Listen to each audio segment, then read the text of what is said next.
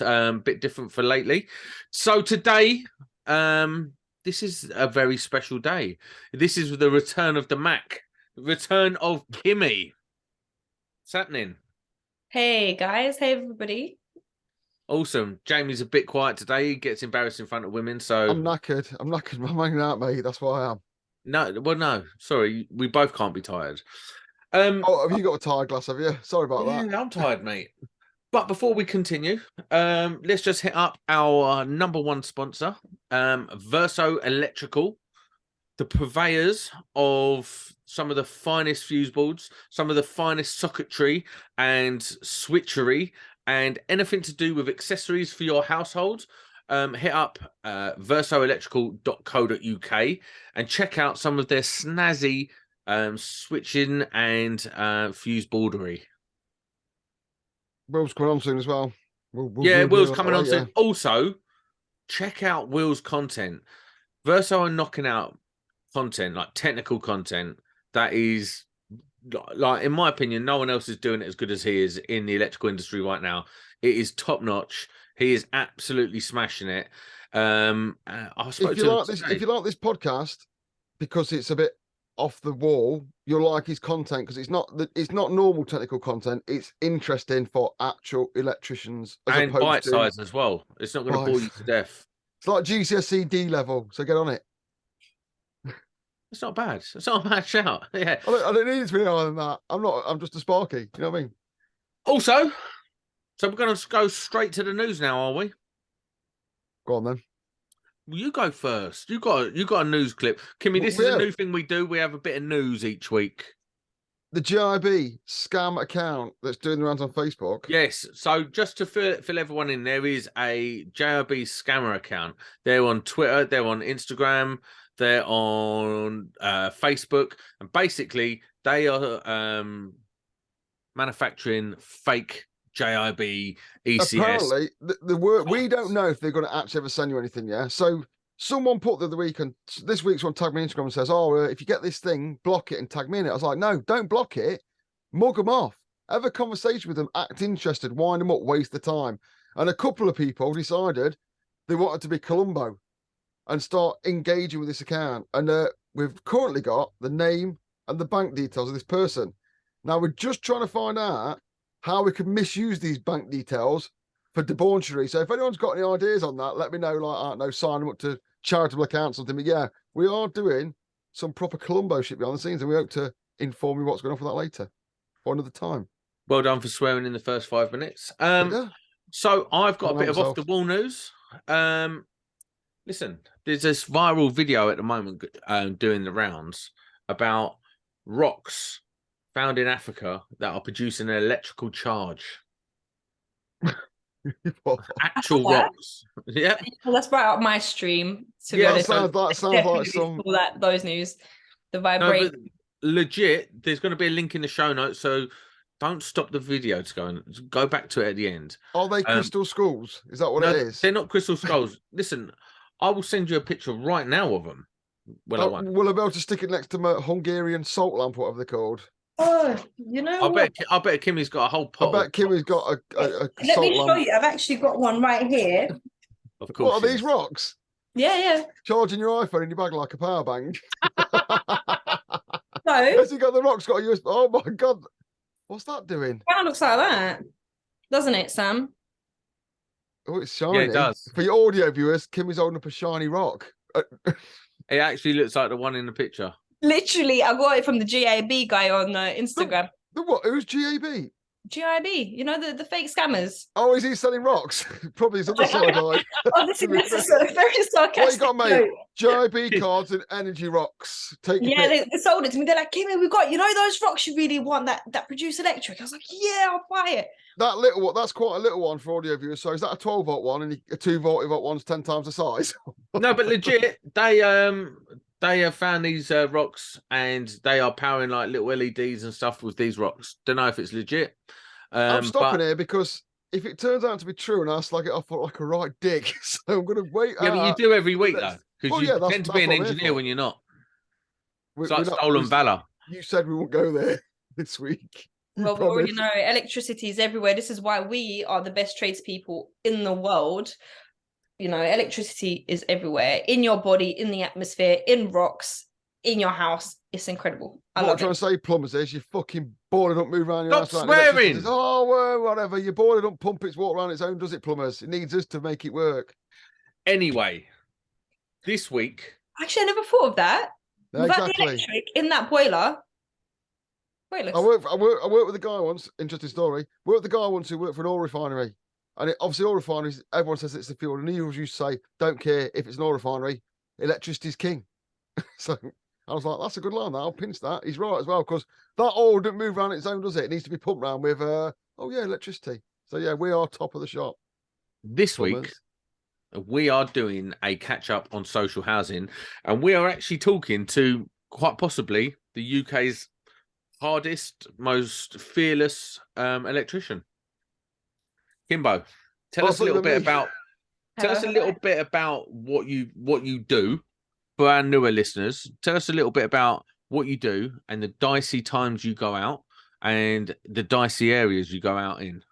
Okay, so for the viewers that have seen me before, I'm back like I never left. Hello, hello, hello. And for the new viewers, hi and welcome. So majority of my career, I've been a social housing electrician, working during the maintenance stuff during the daytime. That's been interesting, but I've also done the nighttime emergency call outs, which has been way more interesting than the daytime stuff. And I've been doing that I've been in that kind of industry for nearly 9 years now, and on site for 8. Are you self-employed, Kimmy? Or What's that? do you work for a firm or are you self-employed? So I'm self-employed. I've been self-employed for most of my electrician life. I've had a job once or twice. I lasted 7 months. That was my record ever in my life. And what area is this in? Because I think that's So really actually, I covered important. the whole of England. So the last company that I did social housing work for as an employee, I lasted there for 7 months. I did 6 months because you get a £500 Amazon voucher to do 6 to buy rocks. So that was an incentive. And that was actually during the lockdown. So it was very, very interesting because I started working with them like December, January, and then like February, that's when the lockdown started. And what happened is we had 5 electricians at the firm and everybody else was just like, you know, general other trades and stuff. And most of them were plumbers. So we only had 5 electricians covering the whole of the UK.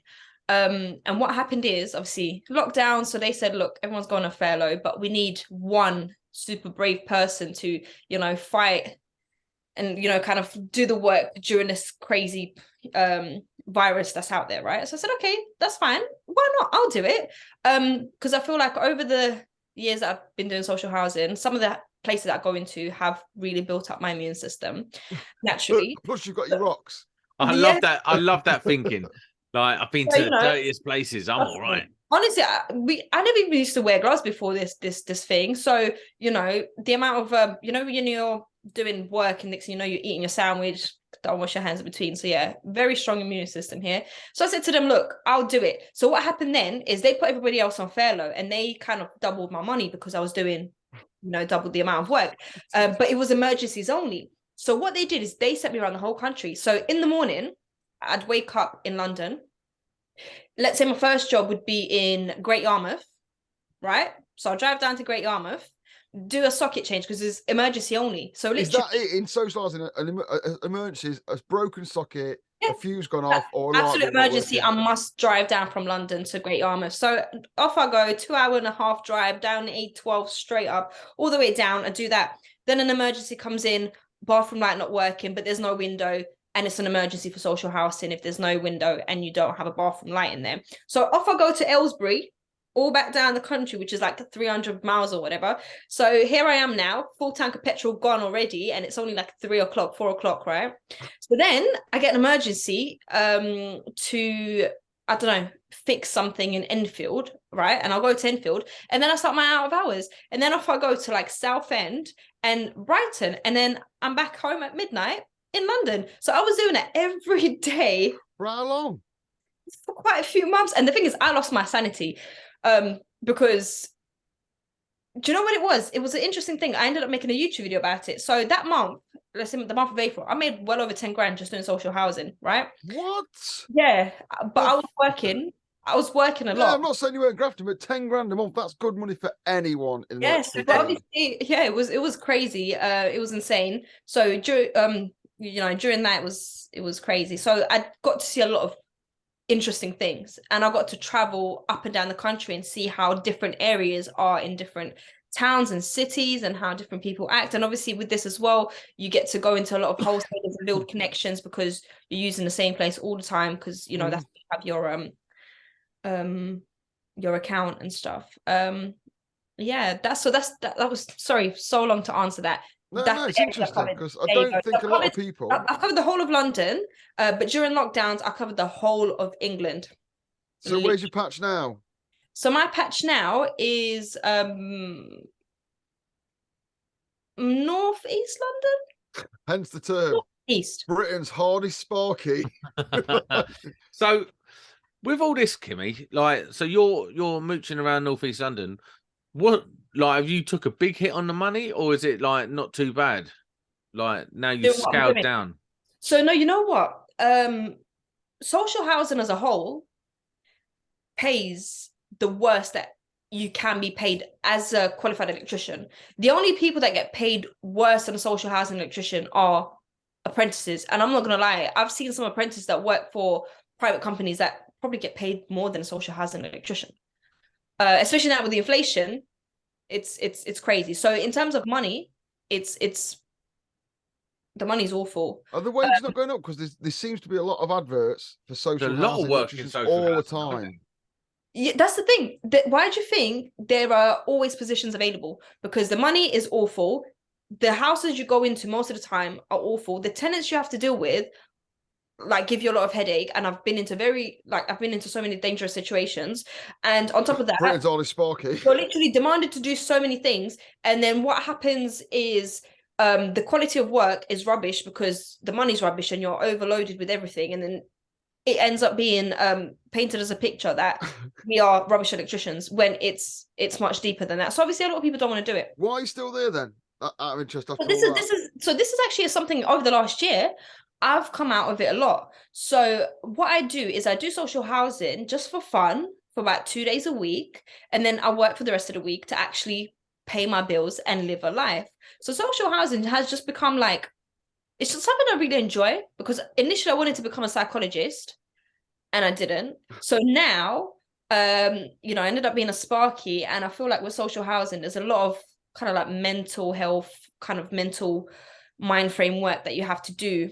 So honestly, What is going on? I think I mentioned that time. You remember that time I might have mentioned that I've been kidnapped before, right? On a job. So obviously this is where my social, psychological skills kick in. I have to hardest persuade. Sparky, this is. I've got to say, right, I've got to just say, I've been following you on Instagram since you was on this show, since I used to watch the show, yeah? I can't look at many ass bashes and this kind of stuff on Instagram, so I'm not interested, yeah? But your Instagram is consistently something I watch. It's fucking insane, yeah?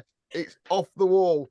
You'll just be going around the house giving out really good tidbits on. I watched the other day, he's giving out really good tidbits. That's this, that's that he's doing. Really good information for anyone who's learned to be a sparker or learned to do testing. Then you walk up against a full length mirror and you dress like you're going downtown. You've got a fucking all your tools in a handbag.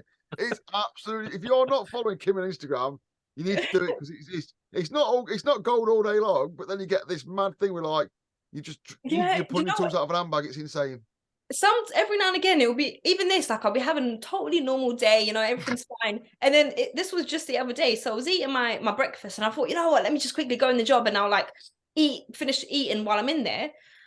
My God, I opened the door, I nearly threw up. I was like and I'm eating, like I've got my food in my hand and I'm just like, I couldn't even swallow the rest of my food. I was roll back to that kidnap for us. Come on. Oh, so the kidnap. Yeah, so that day I was doing, I finished a daytime shift. So imagine now I started at 8 o'clock on site. I've been doing like things all day until 5 o'clock. So the 8 to 5, changed all these light fittings, so forth and so forth. Then straight after 5 o'clock, I got all my emergencies come through. So then, I'm rushing around all these different houses and I'm like doing things back to back. And I probably had about eight emergencies to go to. So after 5, I'm literally running in between houses, attending emergencies. And then got to my second to last job. So I only had 2 left. So I attended that job, and imagine I hadn't eaten anything since breakfast. So, you know, obviously this is where I take blame. So, you know, the lovely tenant, he goes to me, look, my mum made food before she went out. Do you want some? And you know what? It was really amazing food. It was all these like vine wrapped rice things. And I don't know, there was just an abundance of food. So I said, look, okay, let's start with a cup of tea and toast first. So I made a cup of tea, toast. Wait, Plot twist. Blame for that. Plot twist. His mum's dead, right? But, no, but hold on. So you just turn around and go, do you know what? Listen, I do fancy them, but how about tea and toast first? I'd be like, how about get out? You know what? He offered. He said, do you want a piece of toast? And I was like, okay, you know what? Because I was so hungry and I didn't get a chance to eat, because honestly, I've been like going back to back like the whole day, and I didn't even realize I didn't eat. So I'm, you know, drinking this tea now, eating this toast, and kind of like sits down, and you know, we're chatting, and I'm not rushing, because I thought, look, I've only got one more job, and it's a communal area, and the caretaker's waiting for me, but it's like a 24/7 thing. So I thought, you know what, let me just have my toast and the tea. Psychologist in you's kicking in here and take you want to have a chat with him. No, it's only when the TV came on. I was like, wait a minute, and he's like, yeah. And he's put on a movie, and I'm thinking, it's going to take a very long time. I don't know when you put the movie on. So I'm looking at him now, and he's like telling me his life story. He's like, look, I'm gonna be frank with you. I'm gonna be very honest. And I'm like drinking the tea, eating the food, right? And he's like, look, I've just been released out of prison. I've been in there for like over 15, nearly 20 years. He's like, look, I've just come out. I've got no friends. I just need somebody to watch a movie with. So he's like, locked the door, and he's like, look, like, I promise you, I won't do anything. You know, like, you'll sleep upstairs in my bed. I'll sleep on the sofa, but we're just gonna watch movies, and I'm not gonna, like, I promise everything will be all right. We're just do you know why I locked the door? To stop his mum's body falling out. So I'm just sitting there, and I'm like thinking, like, in my head, I'm like, oh my God, what do I even do? I said, luckily then the caretaker calls me, and he kept calling me.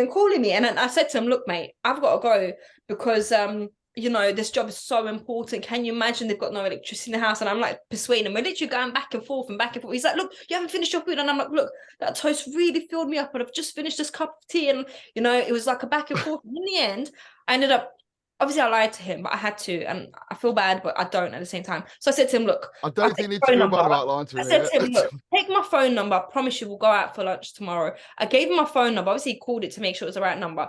Obviously, as soon as I left, I ran out, put my letter in my car, drove off, changed my phone number, and then we got social housing to flag up that house for anyone else that goes there in the future.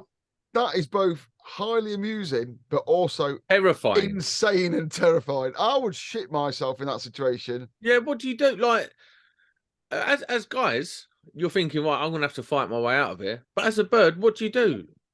Well, that's what you do. You promise them, don't worry, mate. I promise you, tomorrow we'll go out. Like, it's going to be amazing. And like you say, you know, if I was just thinking, you surely you won't give him your right number, but you quite rightly did, because if he'd have rang it, he'd have got fucking annoyed, wouldn't he? Yeah, so and that could have escalated it, and you'd actually did the completely right thing.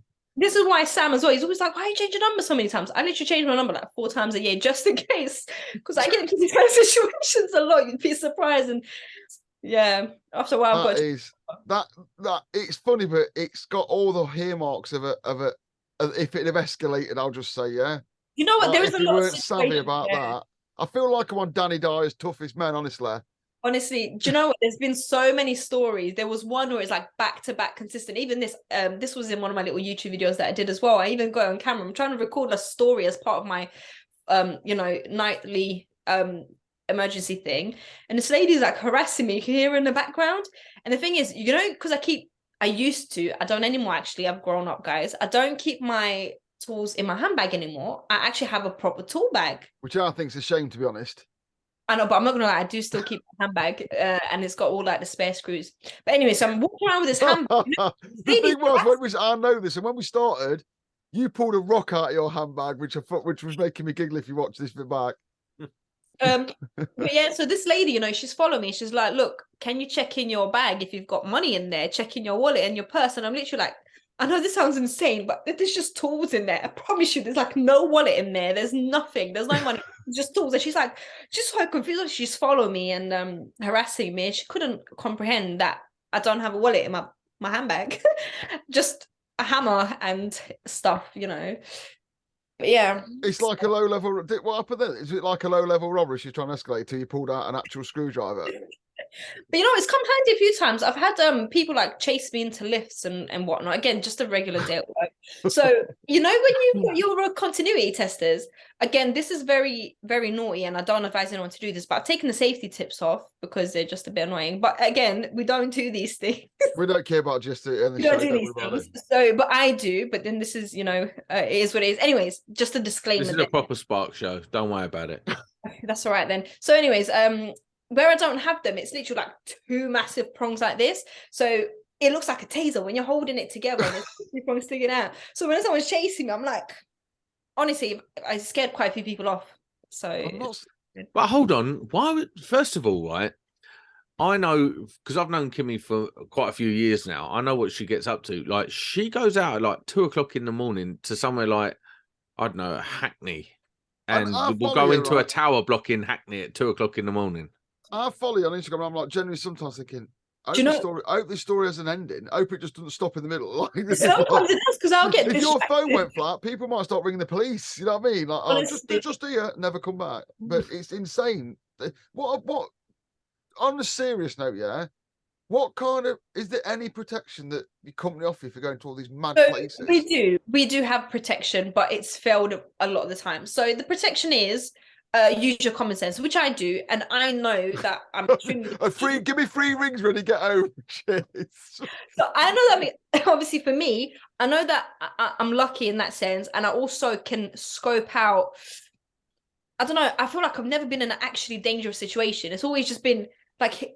I disagree. I disagree. But it's never actually been like, I've never been hurt at work. No one's ever actually touched me at work. They've just shaken the ladder while I'm on it and taken all my tools and ran off. But you know, that's different. But hold on a second. Tell that story. What's that? Tell that story. Oh, so this story here, it's actually quite a sensitive story, so it's not too funny, but it's kind of funny. So it was actually for a client who has mental health issues. So what they do is, you know, the pendants that you have hanging off. So what they do is they kind of like hang on to it and they like rip them off.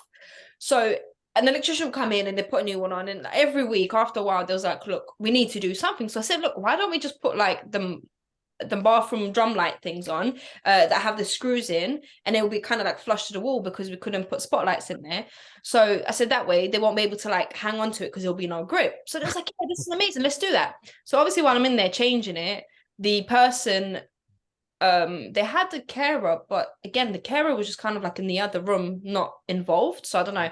Anyways, every time I go up the ladder, the person run into the room, shake it and take all my tools and run off. It's because you're sounds like something I would do. You know how long it took me to change 4 pendants into bathroom lights? The whole day. I was there for the whole day. I did some work. This is long enough ago now. I could probably tell this story. I don't think I've ever told this before. I was doing some work in a home for people, and it ranged from, you know, like, I don't want to be crude about it, but I'm going to be, you know, they chuck all the people in the same building to look after them, to care about them, whether you like a little bit off the wall or you're a complete nutcase. And we were doing this fire alarm system, change all the edges for about 3 days. And there was like, whatever you do, don't go near this room or go in it or hang around outside of it or engage or talk to the person that's in there. And I'm like, yeah, right then. And there's a few people in there who had like various stages of problems, and some of them would talk to you, and then my mate at the game would pull one of them because they asked him to, and like just be friendly, like, and everything was all right. But it's like, whatever you do, don't engage with this person. And they'll come out of their room at dinner time, they'll walk down the corridor, and they'll go to get the food. And when that happens, 2 members of staff are going to come in the room with you. You're going to quickly change the head, and you're going to get out. Fucking don't touch anything, don't move anything, because what happened was this person would accuse you of things, yeah, and then the staff would have to investigate it. And like, I was like, it can't be that bad. And we went in and did that job, didn't get caught, but she knew some stuff in the room had been moved and started kicking off. Anyway, a couple of days later, we realised there was loft heads in the ceiling. So I was like, I'll go and do it. So I crawled through, not realising I was above this room, the obscenities that were being shouted at me and the things that were being shouted at me, even I was worried. And then she starts whacking on the ceiling with some kind of pointy object. And I'm like, it's literally like a brolly or something. Get up, like, I'm not even going to repeat because we get the can, but yeah. And I was like, thought he was a ghost. she probably, she just, I don't know what she thought, but the problem is you don't know what people are thinking, do you? That's the problem. Like, they could think Was the sharp bit coming through the ceiling? Yeah, it was like being shot at through a lift or something. Yeah, it weren't. It's like one of the Born ultimatum. It weren't coming through at first, but it started to come through, and I'm like, she's ramming that through plasterboard. You know what I mean? It's she could just rip up here. I don't know, but it's really, and you know, you laugh about it. Oh yeah, whatever, and they're making all these things. But then when it actually happens, you're like, fucking hell, this is quite serious. This is quite real. I've been working around all these people. I'm not saying they're all dangerous, but it weren't really explained to me, and I've got no real training, and I'm just sort of been put in here with these people that could be up to anything or think anything, and I could, like, I don't know, could be there one day, talk to them, they could just go straight into my eye sockets. You know what I mean? It's very hard to give training for these kind of scenarios. So, like, you know, the companies I work for, what was the training? So they, there was no training, no kind of like self-defense courses. It was just kind of like, you know, you do self-defense. You need a flak I would jacket. say, so do you know what? One of the companies, in trouble. For social housing, it's standard that we flag up houses where they are abusive. So any houses where there's been abuse in the past or anything does get flagged up, and it flags you up as a 2 people attendance. So then we have to attend as a pair. So if the plumber needs to go, they'll invite anybody that's close in the area. So sometimes I'll come along just to watch the plumber. Oh, right, yeah. And I kind of like watch his back, you know. And there is one story I can share where that really failed. And this was, again, during lockdowns. I was the only electrician working for the company, right? And again, I want to say something, but I don't know the right term. Can I just say it and then you correct me and I apologize for anything? Okay, so we work on traveller sites that are like managed by the council. So to go there, it's standard 2 people because, you know, sometimes they don't like outsiders just coming in and whatnot. So I was the only electrician in the whole company. They needed somebody to go there. Obviously, I'm a woman. They couldn't send me by myself. So what they did is they sent me with 2 other people, 2 other guys, big boys, and they were plumbers, right? So there I am fixing this light, doing what I need to do. And then what they did, as I was driving in, one was driving behind me in his van, one was driving in front of me with his van. It's like a presidential motorcade, this is. So obviously going in there was fine. So the whole experience there was great. Nobody harassed me, nothing, perfect. But then on the way back out, we kind of like, you know, we thought, yeah, everything's fine. So they started driving off and I was just like doing a U-turn and they just kind of like left me behind. And as they turned the corner, my God, it just went crazy. So my windows are like kind of half open.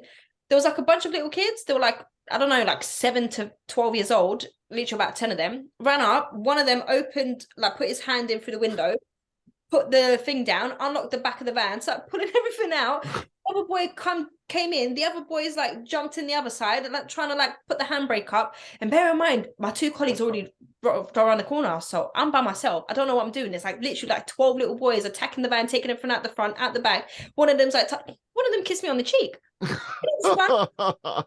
dad's like, "Oh, leave that girl alone," and they all just ran off. So I'm just kind of like, well, what just just happened? And obviously I caught up with the guy. I said, like, "You all right?" And I was like, yeah, like I don't even know where to start, and like, what can you even do, and how will I describe it? Well, it was like 12 little kids, and do you know what I mean? And even with this, like, where can I really take that in the company? What can I do?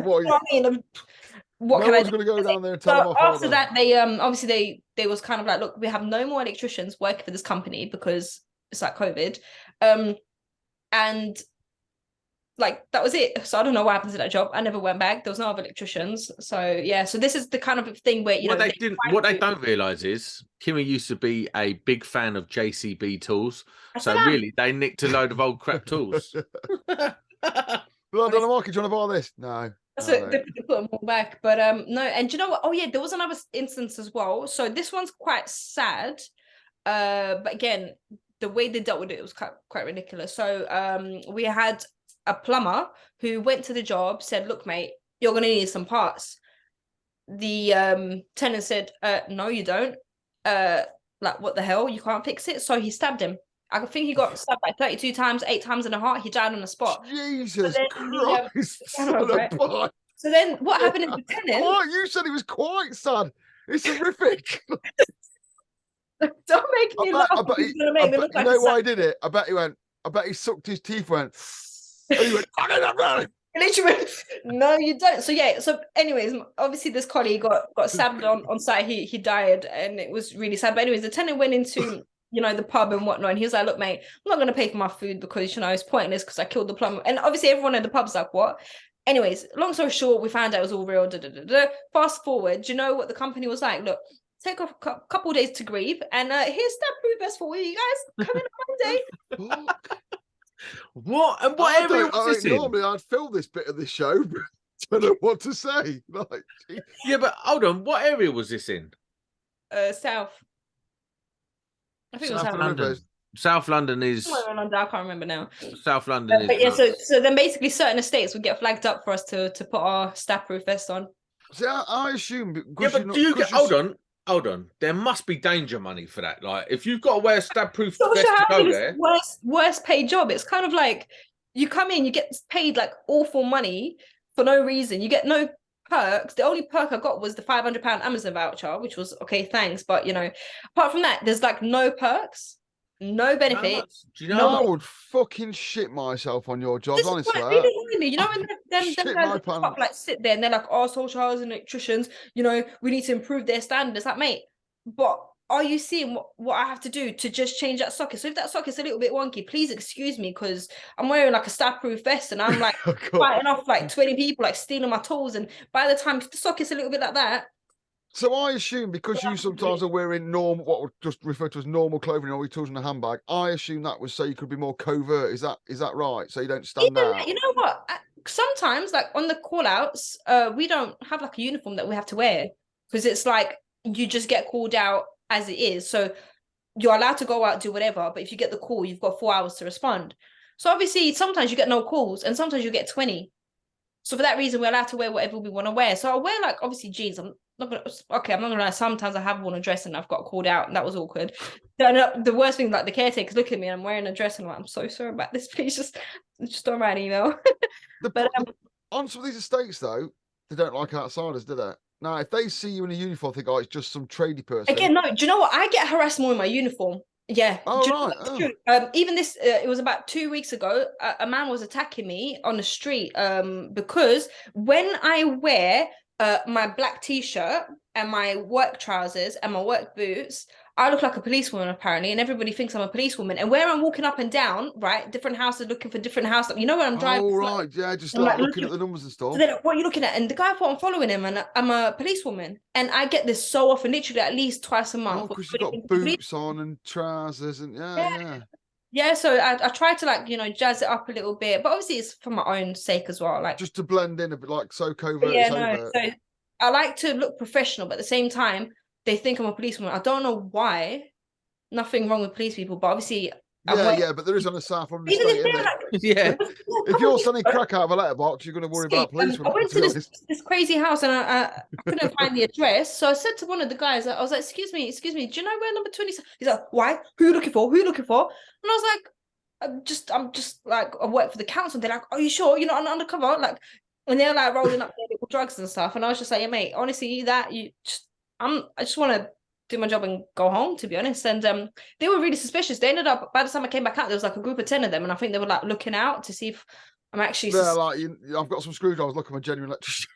Honestly, I've had to be like, do you want to see the tool bag? And apparently that's an innuendo or some kind of sexual thing. I didn't even know, so I can't even go around asking people if they want to see my tool bag. Well, honestly. Sorry, I'm getting like heated up here, like worked up. Like what? I'm getting terrified. I'm terrified to leave the house now. Talking of tool bags, though, JMO. Oh yeah, I've got a loan for this. Right, I've said on here before. I was a person who thought posh tool bags were for poncers. Right, I just thought they were, and then I got one. I got a Velocity one, and I really liked it. And then the other day, it looked like a backpack. Yeah, the backpack one, Velocity Rogue 5. I've got it in here somewhere, I think. Anyway, I won't get it because I'll make a load of noise.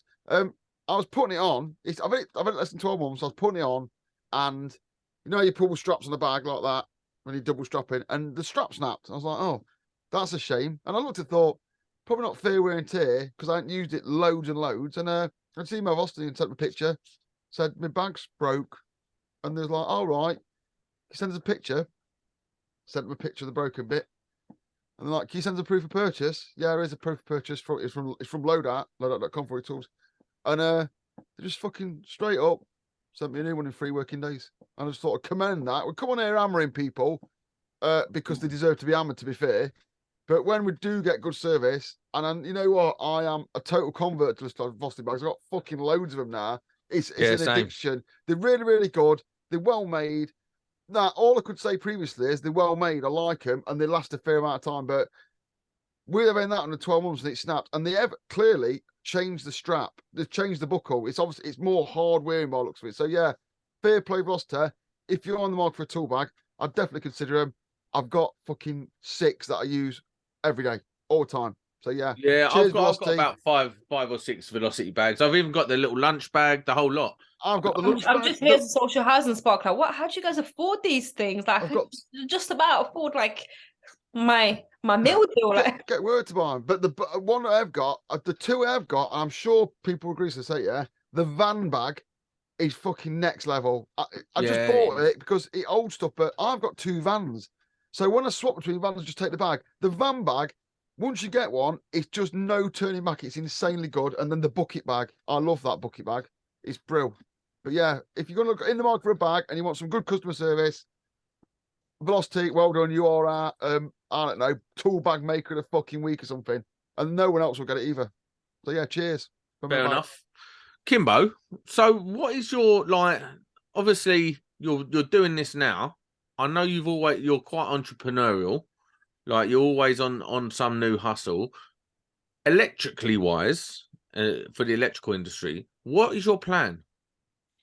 so there is something so interesting that I'm working on that will interlink with the electrical industry. But that I'm not Rocks. quite ready to talk about. No, you know what? Actually, I am writing an electrical book as well. But that You what? Hang on a minute. You doing what? no, obviously it's not going to be one of them Is JIB. it fiction? Is it like the stories of a socialized I electrician? want to make it. It's not fiction. It's real life. I don't need fiction. My stories are It doesn't sound like you do, to be honest. real life crazy. So that's what I want to do. I want to do like a little, kind of like electrician stories and little things, but in a book form, because I just want it printed and I just want it to look nice on my bookshelf. Because You know what? Just while we're here, if you're listening to on YouTube or you get access to YouTube, yeah, in the comments, I want to hear your best book titles for an electrical book. Like real good puns, like proper puns. If you can put any in there, the best one, we'll send a prize out. There you go. Best electrical title for a book.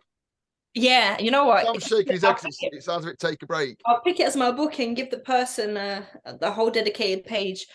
So yeah, that's what I'm working. I'm working on that. And in terms of electrical, so what else am I doing? I mean, in terms of like, you can't like, are you asking comfortable? What I do every day, as in like, let's say what my week's looking like and what No, what I'm saying is doing this social housing thing's all right, but it's going to get to a point where you're going to be like, I need to stop this. Yeah, so with this as well, so again, I'm like doing minimum like 1-2 days every now and again, and just subcontracted as well, not employed. So the rest of my stuff now is like I'm doing a bit of estate agent stuff. That is a lot of smoke alarms and tests, basically. Okay. Yeah. So that's quite interesting because I get to change the CCU, put up smoke alarms, keep it moving. And actually I've got a few people that I'm working with now. So I've got a guy as well that I hire every now and again when I'm away for work, or if I'm too busy. So he helps me out. And he's kind of like self-employed like me. So I'm doing a rewire as well. I'm on like 2 rewires at the moment. I'm not gonna lie, I didn't do the chasing myself. This was a whole debate I had on Instagram. I was like, look, what Sparkies chase, and apparently like 90% of Sparkies do their own chasing. I was Builders work, that is. I have never done my own chase. Once I did my own chasing, and it was like that much from the cooker outlet to the bottom bit, right? And I said, you know what, it's not my thing. So I normally, like when I'm on a rewire, I'll ask the builder, I'm like, look, mate, you do the chasing, I will draw it for you, right? And I'll go then, I'll draw the plan where I need it chased. Or sometimes I'll get the builder to be on site with me and like literally stand behind him and I'll be like, yep. And he'll do it for me. Left a bit, But right a bit. yeah, literally, that's what I'll do. But I don't do chasing. I don't like chasing. It really like, I'd rather cry than I used to do the chase. You know what I wouldn't do? I'd never make good. So I'm not filling the hole in. no, I'm not touching that muck. Like I'll That's- chase it up. I'm not filling it in. And they go, How- "Oh, you want to fill listen, that You know in?" what? No. Apparently, what makes a big difference is having a good chaser. So I ended up buying like, obviously, I was like, look, I'm not even sure if I want to carry on doing rewire. So as a starter pack, let me buy this Titan chaser. They're good. They're good, but you need a Hoover with it. Yeah, I didn't fucking know good that. Hoover and all. There's like dust everywhere. And it's like awful. So I was like, yeah, mate, I can't do You this. buy the Titan Hoover with it. Yeah, then I bought the Hoover, but by the time I bought the Hoover and came back, the guy that was helping do the chasing, he just done it with his little grinder, and then I was like, well, that was You know when you get a chase, you know you're doing some chasing. You bought when Diamond Disc first come out, and no one really knew how it worked because I remember Diamond Disc being a thing. Before that, it was all like shit. And when they first come out, like, oh, I'll do these chasers, and you're there, aren't you? Because it's the noughties, no dust mask on. And you get home, and when you put some shampoo in it, it feels like you could lift your ear off like a Lego man because it all gets right in there, doesn't it? And that's as a bloke with short hair, and mine was never mind a female with awesome with long imagine hair. this. Yeah, trying to watch that. Like I remember chasing that thinking, this is shit. And you take the mask off, don't you? And you've got like a Homer Simpson style mark because everything just gets covered. You chase a house downstairs, you wreck a bedroom upstairs. It's bonkers. That's why I keep out domestic. Can't be bothered with chasing. Honestly, So you're branching out, like doing rewires. the thing is, I've always kind of like I've had like cycles. So every other year I kind of do this and then I get bored and then I do something else. So I feel like the kind of phase I'm in now is working with other people who kind of do some of the work that I need doing. So I kind of get the work, they do it, I get my cut, contracting out. On top of that, what else am I doing? All domestic still though, yeah? All domestic, but and I also do like domestic, but shops, but not like industrial, commercial, ginormous Tesco's and whatnot, and Nando's. I'm doing like the little small shops that are at the bottom of houses. Yeah. Domestic shops, you know what I mean? So they're all right because a lot of them just have like a standard fuse board, not even 3-phase. So I've done quite a few restaurants, but even that, I've had a few clients come to me recently, and they're all kind of like got abandoned by the builder that they hired before, and I'm in that position where I'm like, look, they're my friend, I've done jobs for them before, but I don't want to be fixing what the builder did. But at the same time, I'm like, look, times have been hard and you've got no more money to start again. It's like your last chance. So it's either kind of like polishing the turd that the builder left, making it legit and work, or like this person, they've invested literally everything they have to finally like try for the last time to run their own business. So I've had to do a bit of that, and it ended up turning a bit. It wasn't good because I felt a bit bad. I got emotional. I said, look, mate, just pay me when the business opens. The business has been open for a couple months now. I'm still haven't got paid. They've got so now all this money I never received, and it's obviously my fault. But this has taught me a lot. So now I keep it more professional, money up front. None of this like, yeah, mate, don't worry about it. Just pay me when you open up, or payment plan.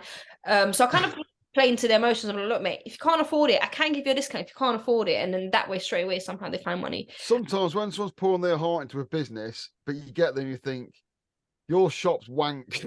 It's never going to make any money there. Oh, no, I'm opening a wool shop. I'm opening a wool shop, and you think, you're never going to make any money. Fuck this shit, I'm off. Like... Honestly, and the thing is, one of the businesses, they opened for about a month. Half of that month, imagine the opening day, there was like, yeah, look, come collect your cash. I went there, they're like, we got robbed, and the door's actually like all knocked down. I'm just there, like, and the police are there taking a statement. I'm just like, oh man, I just want to. Shops though, they're dead, aren't they? Like I went out the other week to Nottingham, where I grew up. We used to go shopping all day. Like it was an all day event on a Saturday. Like records in the morning, in the pub at lunchtime, closing afternoon. You couldn't do an hour in Nottingham now, and it's a major city centre. The shops are just dead, I think, aren't they? Totally.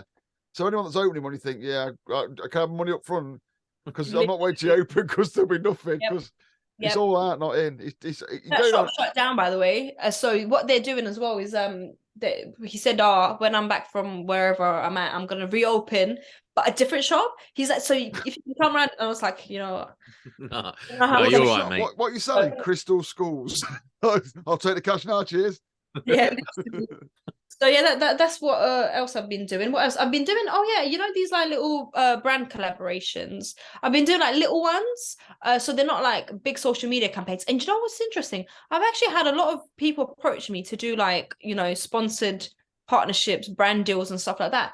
But I don't know, I feel like it's a lot of commitment, and I didn't realize like how much commitment they want from you. So I've had like these long emails. I was like, yeah, look, we want to work with you. And then it's like, you've got to post like 20 things a day and like literally talk about nothing else. Have our brand tattooed before. Funnily enough, we was going to do upon this. I've been offered sponsorship, and we are turning sponsorship down on the show now. We're batting it off with a shitty stick because we turn it down because we only want good ones. And the stuff we get offered, if I'm totally honest, is bollocks. It is bollocks. But I got offered some. I'm like, I'm not comfortable with anything I've been offered. But if you can make money out of it, I've got no problem with anyone doing it. But that's why I only want to do it with the brands I actually love. So like, if Big Wipes message me about anything, it's like straight up yes, or TIS, right? Apart from why that, do you love Big Wipes? Just it's like the yellow. Is it because you can wipe your clothes off once you've been in a social you know the Big house? Wipes guy? He's just so cool. Oh yeah. Big Wipes guy, and the color yellow is just, I love it. So anytime Big Wipes want me, I would sign up for them, but they haven't reached out to me with any. Is this a reach out? So if you are there, Big Wipes, Kimmy wants your Big Wipes to wipe her. I love their Big Wipes. What you got on the minute then? Sponsorship wise, you got anything on? Are you got anything on? Are you branding with anyone at the minute? Give a shout out. Give a bit extra. You know what? No, not really. I've got a few things that somebody offered me something that I was very interested in, but they said, look, we'll do a phone call, and I've been busy for the whole week. So I'm kind of like keeping myself open for something that I really want to do. And I'm not going to lie, right? I don't know if they're going to watch this or not, but I'm going to say, I Big Wipes. offer from JCB to do a little collaboration. It's my dream forever. Do you know what happened? Yeah, let me share the story. Don't know if JCB are watching yet. Do you know that? I want a digger. All right. No, do you know what? Honestly, I'm gonna get there. But yeah, I hope they're not watching this, right? But anyways, I didn't sign any disclaimers or anything. So what happened is, I wanted, you know, when I was talking about that Titan Chaser story, right? So somebody said, look, just buy a chaser, and I thought, look, if I'm gonna buy a chaser, I'm not gonna buy a JCB one because it's like the amount of the way it costs, and you know, I thought, let me like get some different tools because, you know, everyone's like harassing me for using JCB. So I must have posted on my Instagram saying, look, I want to get this Daywalk deal. Does anyone have any like recommendations? And JCB saw it and they messaged me. They're like, why are you leaving us? And I was like, and then it just said like, you bitch, what are you doing? Yeah, they said, Kimmy, so why are you leaving us? Can you like tell us like the feedback of why you are leaving us? And I'm like, oh my gosh, you know, obviously they know who you are. I'm so emotional. Well, so watching this podcast now, you're on it. You know, you know, if you have any kind of, I'm not massive on something, but I've got a bit of a following, yeah. What annoys me is when people actually go, oh, how much you get paid for that? And you're like, what? I go, oh, you're saying this workwear is great. I'm like, well, I'm just like, you can be a normal human being on social media and say something's good without getting paid by a company. And it's a bit sad and annoying at the same time. Like, I think it's Engelbert Strass about workwear, which is what I always wear. Oh, how much you getting paid for that? Well, one, Engelbert Strass won't touch me with a fucking barge pole. Because I'm not on brand and no one will. And then, like, if it was an ad, I'd put it's an ad. You know what I mean?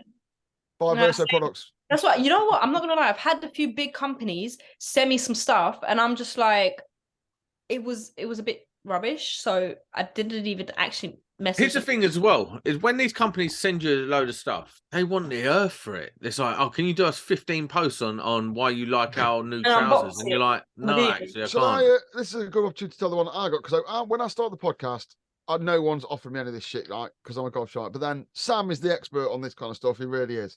So I got offered a sponsorship deal. I'm not going to say who it was or what it's for. And I was like, straight away, not fucking interested in the slightest. But then I thought, well, this is the show. Every week we have to put out a show. So I was like, maybe it would be interesting to follow the process through to do a show on it.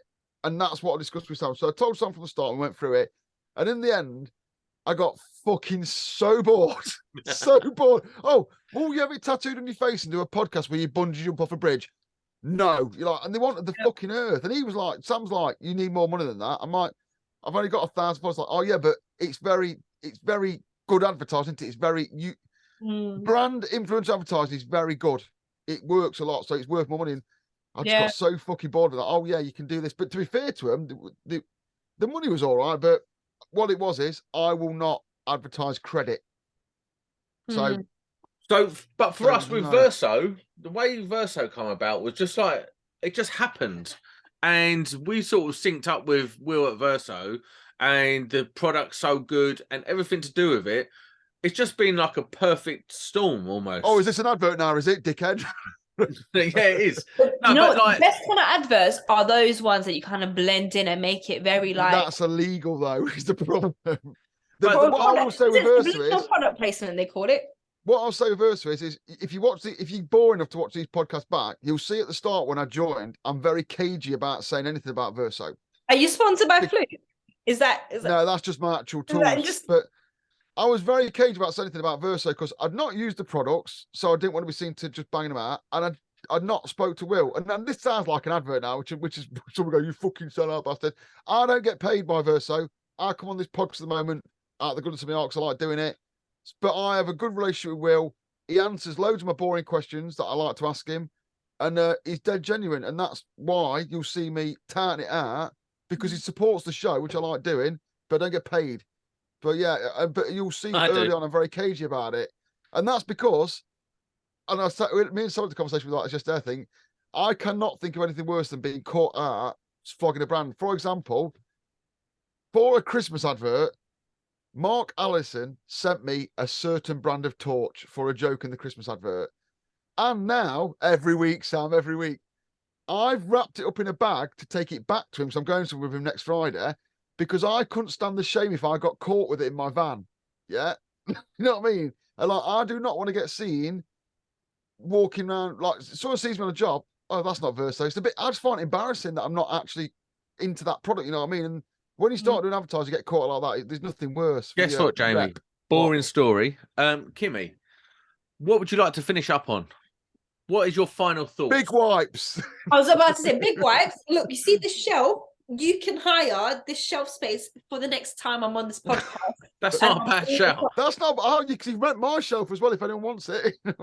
Rent my shelf, big wipes, and TIS. And there for TIS as well if you want. Apart from that, also, yeah, JCB. Honestly, I love them. I absolutely love them. So if you did watch that whole thing, do they make tools? Am I honestly, their tools. Do you know what it is? I bought a JCB drill, B&Q specials for like £100, like 10 years ago, and I've been waiting for it to like break down so I can get a new one, and it wouldn't break down. Do you know how many times I've dropped it out of like second floor? Like I've dropped it. When you're running off from a job, when the customer's chasing you, just on the balcony of your drill. I've dropped it into like buckets of water while I'm doing like the social housing leaks and stuff, and it just carries on working. The same battery and the same drill, and it's just in perfect condition, and it just won't break down. So yeah, no, their tools are actually really amazing, but it's just that everybody mocks me. So the first time me and Sam ever met, and he asked me what is your favorite brand of JCB. If you watch back the first podcast with me and Sam, he asked me what is my favorite tool brand. I said JCB. He laughed so hard he had to like literally go on Google and see if it's a real thing. He thought it was like, I know they used to do it, but I never did. It's like there are certain brands that just attract a piss take, don't they? Like Ryobi, for example. Sorry, Ryobi. But they're massive in America, aren't they? That's like a really decent tool brand. But JCB's a UK brand anyway. You know that, don't you? Yeah, I want to go JCB board again. So yeah, JCB if you're listening. JCB board. What's it stand for? I do want to own a JCB tractor one day. Kimmy, what does JCB stand for then? If you're such a super fan, just crazy. Bitch. I forgot. I'm joking. Do you know? It's probably the guy's name, like John Christopher. That is correct. That's correct. It's his name. And if you go to his factory in Stoke-on-Trent, the welder that he bought to start the company's there, and he said it's silver plated. Well, he ain't, 'cause he's dead, but he's there in his factory. But yeah, George Charles Bryce. There you go. No. And on that bombshell, on that boring show. On that boring show, we're out. Cheers, Kimmy. Bye.